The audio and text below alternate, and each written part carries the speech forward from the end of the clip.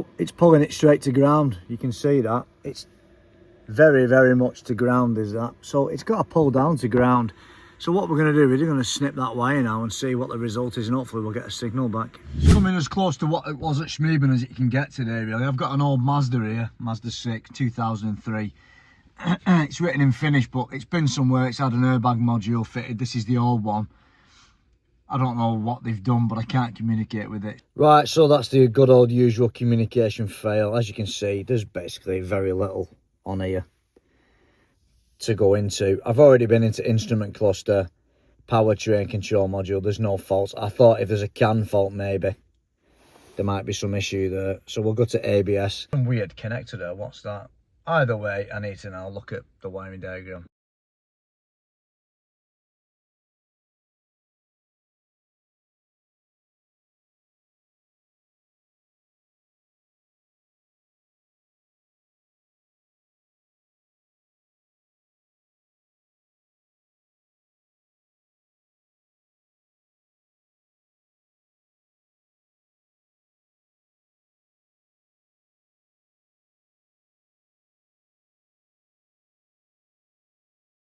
So unfortunately for me, my power probe is now broken, but this is a really simple system. It grounds on the casing. Someone's left the bolt loose, but I can soon tighten that up. There is a 12 volt power supply underneath that pink wire. You'll just see a black and blue wire. That's basically a 12 volt supply direct from the ignition switch, and it comes via this fuse here. Fuse 15 amp fuse there next to the 5 amp one.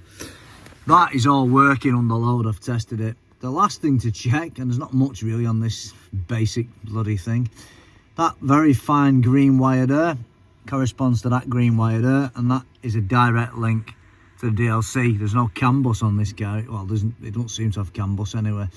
So we've got continuity. I didn't load test it, but we'll come to that in a bit.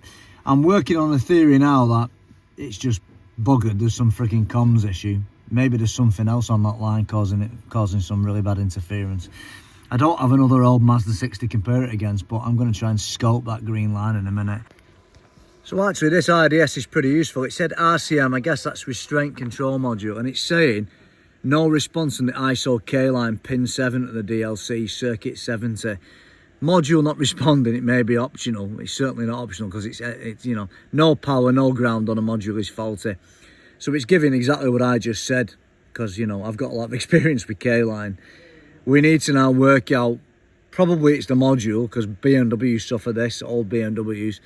The module they've given me doesn't necessarily mean it's a good module, does it? Are you with me? So I'm going on the assumption now that basically there's just an issue with the module. It's as simple as that. But you should never ever jump to conclusions. So further testing will continue. So we've actually got ignition off just under 1 volt, and we put the ignition on.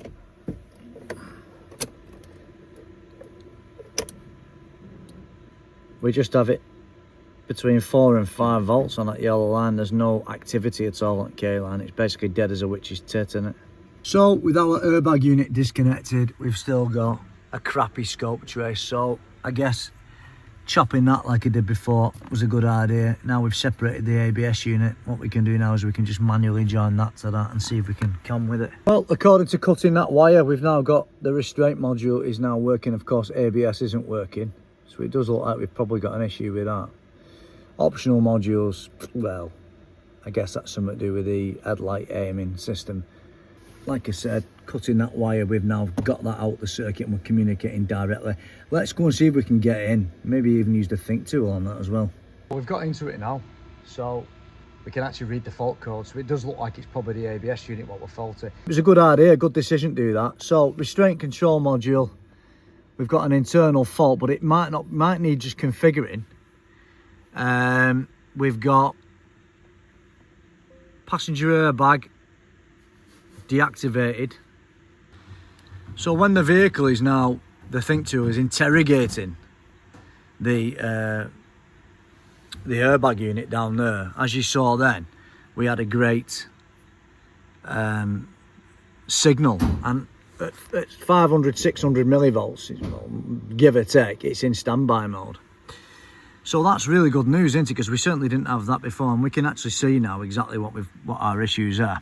Lo and behold, they did clear all we're left with this passenger airbag module fault.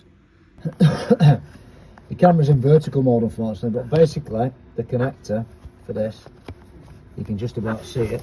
That's the connector there, and for some reason it's mad tight. I don't know why it's mad tight, but we'll get to that in a bit. Right, well, I managed to get that connector off. So what we're going to do now is try and see if we've got comms with ABS unit. How can we communicate with this again? Let's come out of it completely. Yep, so it's not the ABS unit, it's probably some sort of wiring issue, or there's something else connected to that circuit, which is exactly why I cut the wires, as you can see. So that's not good, is it? You'll notice these Xenon lamps have got greenish wires, which correspond, in my opinion, to a K-line. So what I'm going to do is I'm going to disconnect this one, try getting to airbag unit again, and disconnect the other. It could be a Xenon lamp on the K-line causing it. There's nothing else on it. The eagle-eyed people who watch my channel will notice there's a bit of green on that. You can't quite see it if you're not trained. On the white one with the 4 pins there, there's green on it. Wait, let's get the camera in. Well, shittity. How about that, boys and girls? We have got green corrosion. How much do you want to bet that's our K-line fault?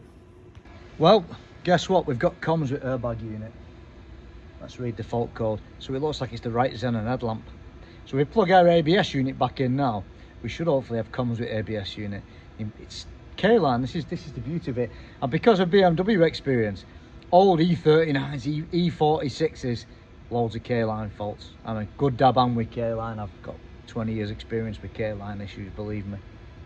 Yeah, we've got in. So there you are. Passenger airbag fault. Basically, we're into the vehicle, so it's the right Xenon headlamp. Let's now turn the ignition off.